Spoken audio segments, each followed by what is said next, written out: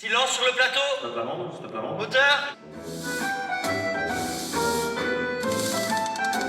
Bienvenue à la belle époque des débuts du 7e art. Une pincée de Chaplin, un soupçon de Méliès et un arrière-goût des Enfants du Paradis.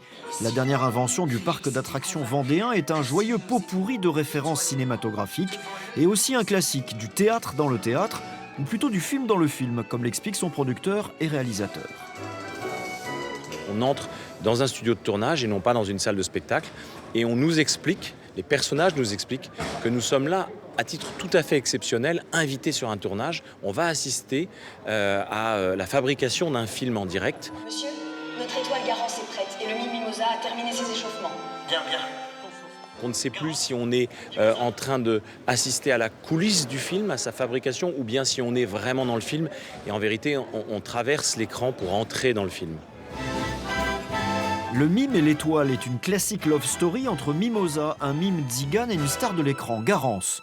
Première originalité, l'amour, nous apprend le synopsis, offre au cinéma muet et en noir et blanc une couleur et un son. Sur la scène, tous les décors comme les personnages apparaissent en nuances de gris, avec des touches exceptionnelles de couleurs, une gageure pour les costumières du Puy du Fou.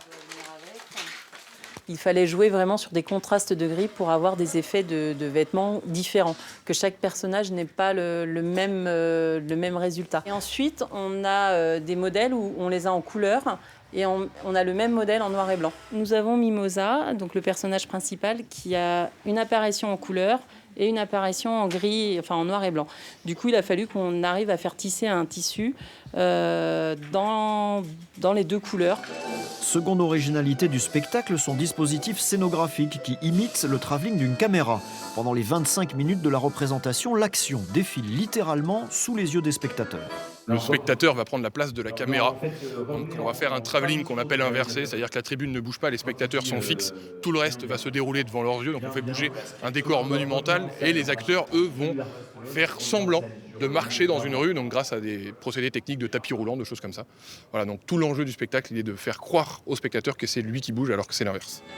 Une véritable prouesse technique qui se répétera, car les organisateurs prévoient jusqu'à 8 séances du mime et de l'étoile chaque jour de représentation. Le cinéma, qui est un art, est aussi une industrie.